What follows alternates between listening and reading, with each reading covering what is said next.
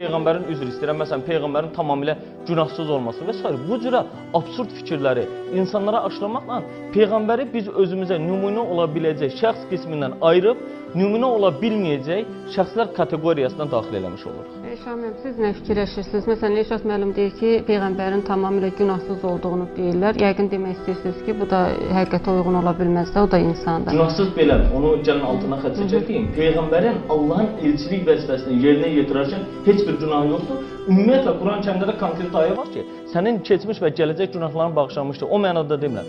İnsan olaraq səhv eləyə biləcək məsələdir. Məsələn, nə qədər qəbul olunanlar olmaz. Məsələn, Quran-Kərimdə konkret ayə var, Əbəsə surəsi. Əbəsə və təvəllə əncə əvləhmə, üzünü çöndərdin deyə. Yəni bir kör gəlir, amma kör gəlir və həmin vaxtı Peyğəmbərin üzünü əyən əşrafla söhbət eləyəndə üzünü çöndərir. Onlara amma məsələn dini anladırdı. Orada məsələn Peyğəmbərimizin özü Allah tərəfindən tənqid edilir ki, o cürə eləmə. Bəlkə o onlardan daha yaxşıdır deyə.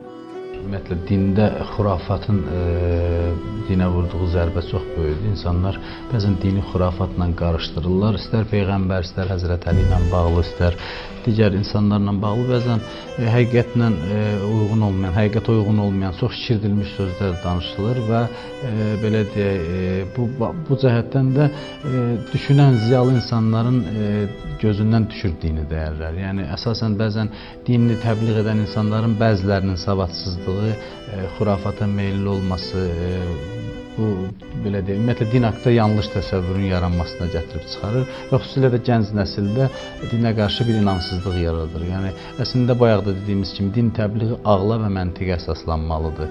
Dinin əsas prinsipləri Peyğəmbər məntiqlə əsaslandırırdı. Peyğəmbər, belə deyək, özündən hansısa bir yuxu nəql eləyib, hansısa bir ağla sığmayan bir şeylər vasitəsilə dinini təbliğ eləmirdi. Hətta, məsələn, Peyğəmbərin o övladı dünyadan köçəndə günəşin tutulması hadisəsi var.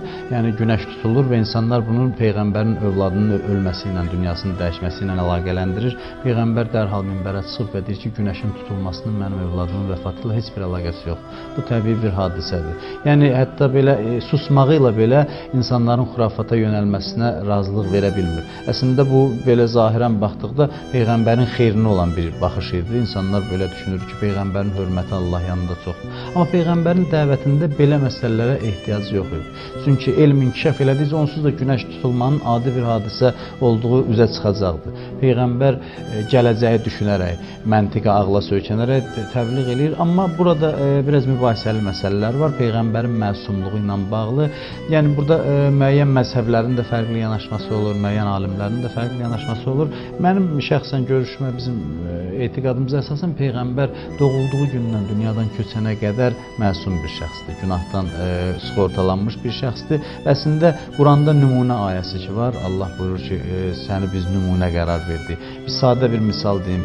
Yəni, bir uşaq şagird nümunəyə əsasən hərfləri yazmağı öyrənir. Nümunənin özündə səhv olarsa əgər, şagird hərfləri səhv yazarsa onu qınamaq olmaz. Çünki nümunə özü səhv idi. Peyğəmbər insanlığa nümunədir deyə, onda o hər hansı bir nöqsanlardan təmiz olmalıdır, insanlığın etalonu, insanlıq nümunəsi olmalıdır. Təbii ki, bu onu ilahiləşdirmək demək deyil, o insandır, amma kamil insandır. Hər baxımdan insanlara nümunə ola biləcək insandır və o Quranda olan bəzi ayələr, yəni fərqli təfsirçilərin fərqli yanaşması var ki, onlar bəziləri deyir ki, bu Peyğəmbərə aid deyildi ümumiyyətlə.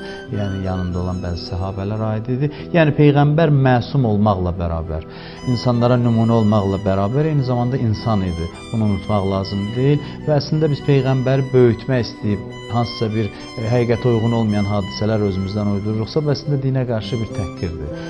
Belə deyək, əslində o Peyğəmbəri böyütmür. Peyğəmbəri olduğu kimi tanıtdırmağımız lazımdır və Quran Peyğəmbərimizin əxlaqını tərif eləyib, İnnəkə lə'alə xuluqin əzim, sən həqiqətən böyük əxlaq sahibisən və ümumiyyətlə dini bu ayrıca bir bəlkə də müstəqil bir mövzudur ki, Peyğəmbərimizin əxlaqının, Peyğəmbərimizin davranışının dinin yayılmasında müstəsna əhəmiyyəti var idi. Yəni, din təkcə Quran vasitəsilə təbliğ olunmurdu. Dini təbliğ edən şəxsin yüksək əxlaqi xüsusiyyətlərə malik olması bu dinin yayılmasının ən başlıca amillərindən dinlərindən biri idi.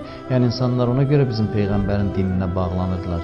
Bayaq Elşad müəllim də qeyd elədi, onun gözəl əxlaqı vardı. Əgər sərt, qaba olsaydın, kobud rəftar eləsəydin, insanlar ətrafından dağılışıb gedərdilər. Yəni insanlar onun başına toplaşırdı. Məhz bu səbəbdən ki, gözəl əxlaq nümunəsi idi. Və əslində bugün din təbliğindən danışırıqsa əgər, məncə bugün din adından danışan insanlar üçün ən gözəl nümunə peyğəmbər ola bilər.